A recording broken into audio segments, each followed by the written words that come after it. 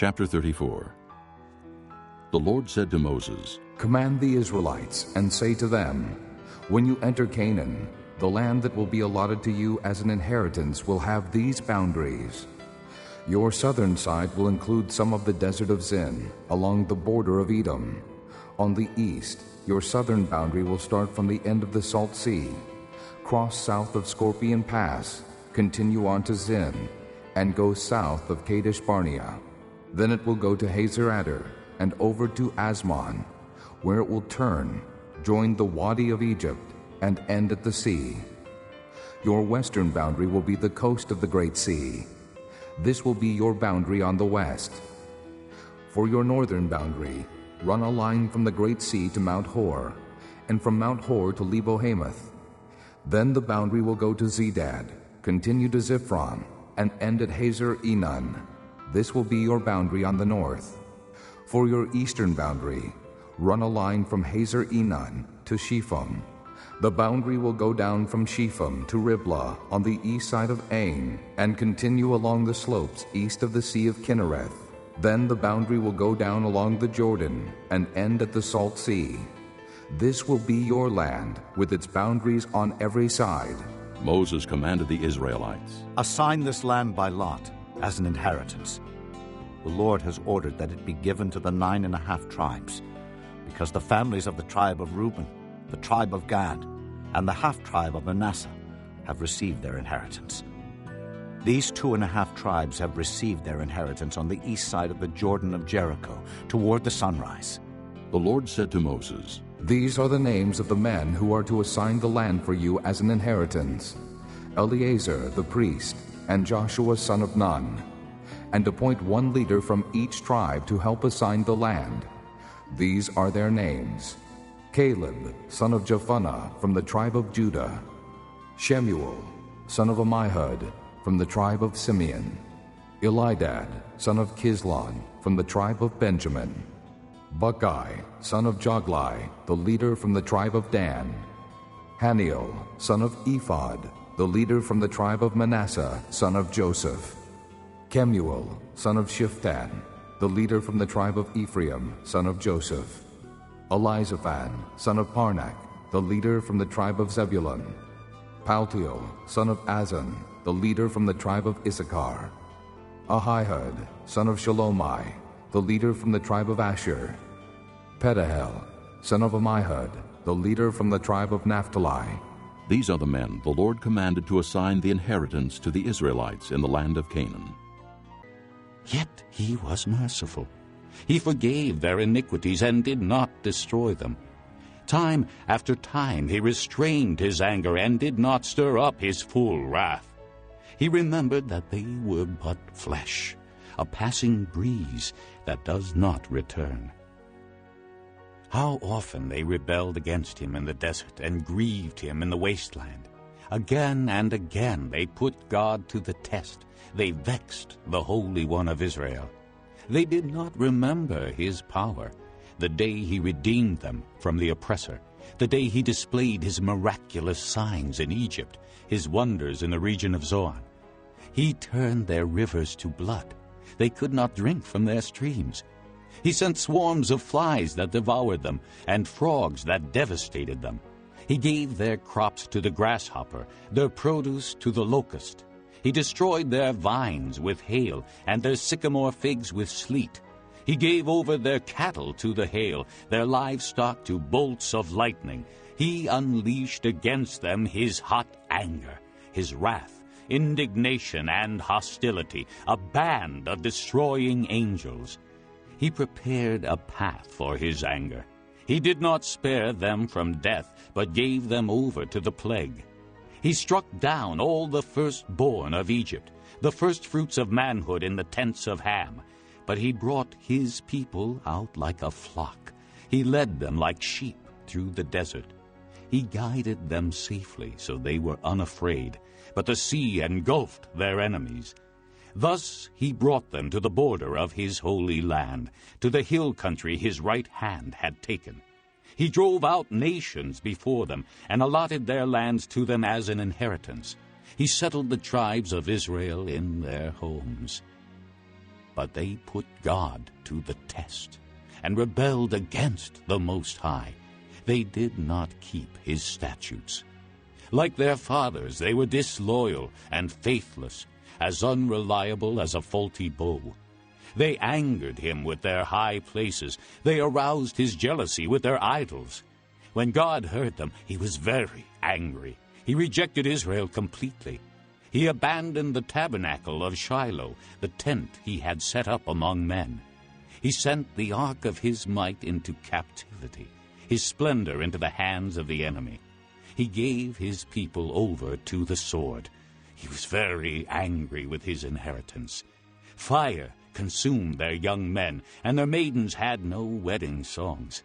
Their priests were put to the sword, and their widows could not weep. Then the Lord awoke as from sleep, as a man wakes from the stupor of wine. He beat back his enemies. He put them to everlasting shame. Then he rejected the tents of Joseph. He did not choose the tribe of Ephraim, but he chose the tribe of Judah, Mount Zion, which he loved. He built his sanctuary like the heights, like the earth that he established forever. He chose David his servant and took him from the sheep pens. From tending the sheep he brought him to be the shepherd of his people Jacob, of Israel his inheritance. And David shepherded them with integrity of heart. With skillful hands he led them. Chapter 26. In that day, this song will be sung in the land of Judah. We have a strong city. God makes salvation its walls and ramparts. Open the gates that the righteous nation may enter, the nation that keeps faith. You will keep in perfect peace him whose mind is steadfast, because he trusts in you. Trust in the Lord forever, for the Lord is the rock eternal. He humbles those who dwell on high. He lays the lofty city low. He levels it to the ground and casts it down to the dust. Feet trample it down, the feet of the oppressed, the footsteps of the poor. The path of the righteous is level. O upright one, you make the way of the righteous smooth. Yes, Lord, walking in the way of your laws we wait for you. Your name and renown are the desire of our hearts. My soul yearns for you in the night. In the morning my spirit longs for you. When your judgments come upon the earth, the people of the world learn righteousness. Though grace is shown to the wicked, they do not learn righteousness. Even in a land of uprightness they go on doing evil, and regard not the majesty of the Lord. O Lord, your hand is lifted high, but they do not see it. Let them see your zeal for your people and be put to shame. Let the fire reserved for your enemies consume them. Lord, you establish peace for us. All that we have accomplished, you have done for us. O Lord our God, other lords besides you have ruled over us, but your name alone do we honor. They are now dead. They live no more. Those departed spirits do not rise. You punished them and brought them to ruin. You wiped out all memory of them.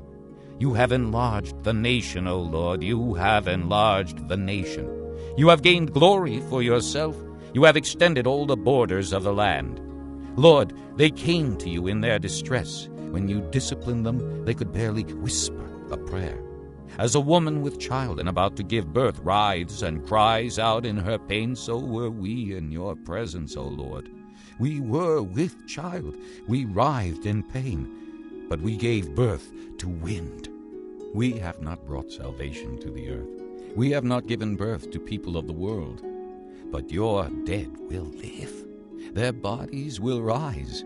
You who dwell in the dust, wake up and shout for joy. Your dew is like the dew of the morning. The earth will give birth to her dead.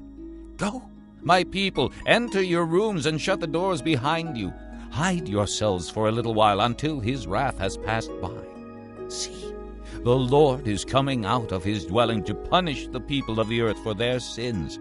The earth will disclose the blood shed upon her. She will conceal her slain no longer.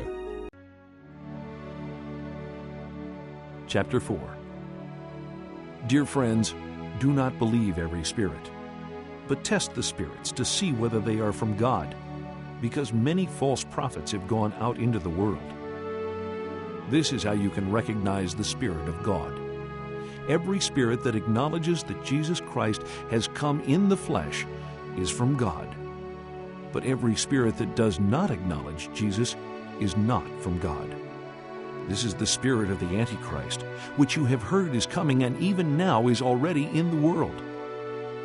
You, dear children, are from God and have overcome them, because the one who is in you is greater than the one who is in the world.